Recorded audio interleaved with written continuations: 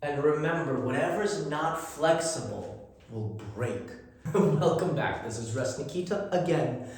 And this is now going to be part of my favorite segment ever. I thought about how to present this best.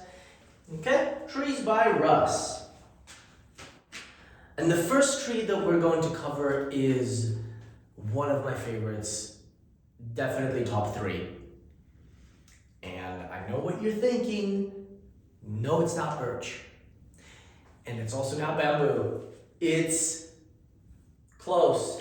You guessed it, maybe, if it's you. But if it's not you, that's okay. I'm gonna draw a picture of it. Okay, this is a willow.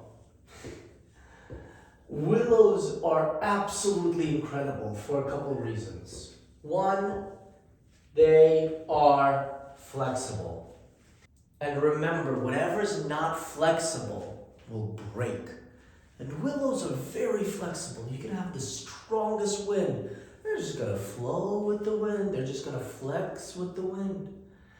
Even if you snap a willow branch, even if you break it a little bit till you hear that little pop, it doesn't fully rip. It can actually heal and restore itself. That's why willows have been used for eons to make baskets, to make storage containers that we, to this day, love, right? Wicker furniture. Furniture has been made out of willows. It's pretty incredible, an incredible tree. So one, it is flexible, and I'm going to tell you why that is such a cool trait. Back home in Russia when I was a little kid, I loved fishing. I always carried a little lure with me, just a hook and some fishing line. And the reason I always carried just those 2 things, because everything else I could always find and always procure. And I loved going fishing. I fished every other day, definitely at least once a week, because back home, there's tons of rivers, lakes, and as a little kid, I got to play in some of those areas. Even in the war zones, I still got to fish. That was my little escape. So I would go find that little lake, that little pond, and the first thing I would do is make myself the perfect fishing pole. And this is where I learned the lesson of the willow versus other trees. You see, in Siberia, you can find willow in abundance. However, in some other areas that I was at, like Afghanistan and Bosnia, for example, there's some areas which don't have a lot of willow trees. They have a lot of deciduous trees, which make strong wood, but it's very brittle as soon as it gets past a certain point. It does have a breaking point to where when it snaps, it just snaps. No bark is attached, because if a willow branch snaps, most of the time the bark actually doesn't rip. It'll hold on. So you have a little bit of a safety net there, if you will. And you definitely don't have that if you're using the wood for the fishing poles. So one time I was actually, I don't remember which country it was, but I think it was one of the stands, and I found the most beautiful lake. But there was absolutely no willow trees anywhere around. And I said, you know what? I will settle. It's okay. I've fished before. I know what I'm doing. And I got myself a nice young pine branch. It was still a sapling. It was a pine branch, but it was a pine. And I secured my line, connected my hook, dug some worms, because you could always find some worms by the ground near the water. Got everything ready and sunk my hook in the water. Waited a few minutes and I felt a tug, but it was such a strong tug when I tried to pull the fish up. that the fish took off so hard and fast, it snapped my pole. It broke it. Because not only did I lose the fish, this is the worst part about it, I lost my only hook and line.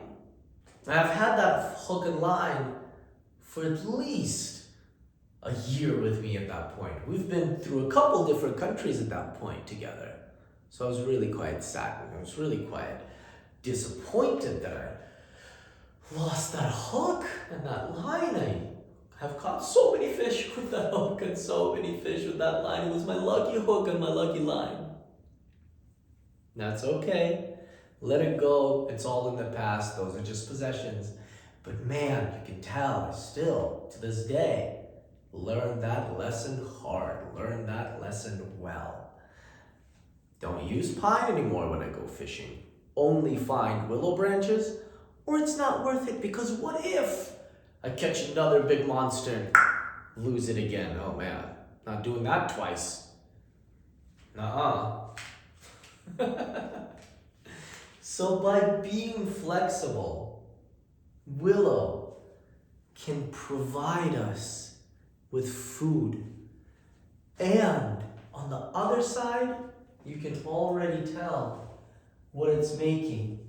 If you get a couple willow branches together and you stick them in the ground, you can make yourself a very simple dome shelter. So one, it'll give you food. Very simple dome shelter. So if you're ever in a survival situation and you see some willow trees, you're safe, you're home, you can be protected.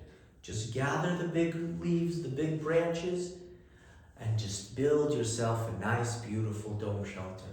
It'll take you a couple hours, but that is something that will protect you from the elements, keep you nice, safe, and dry, because of how the air circulates in the dome. It's real nice. And the other beautiful part of it is that if you're hurt, willow can actually provide, the third thing is that heal. It can help you heal. Willow has antibacterial, antimicrobial, and pain relieving properties, analgesic properties, because it has aspirin in it. Willow tea has been drunk by Siberians for literally eons. Forever. It has been drank by Siberians, shamans, everybody. Especially willow bark is collected, dried, and saved for the winter so we can make tea.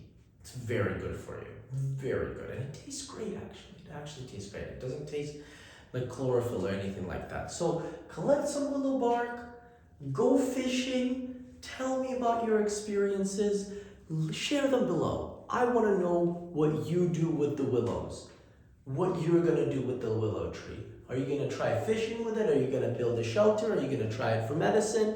Let me know. Comment below. This is Russ Nikita. Thank you to everybody for watching. Let's get it. Let's go. I'll see you in the next one. Let's go.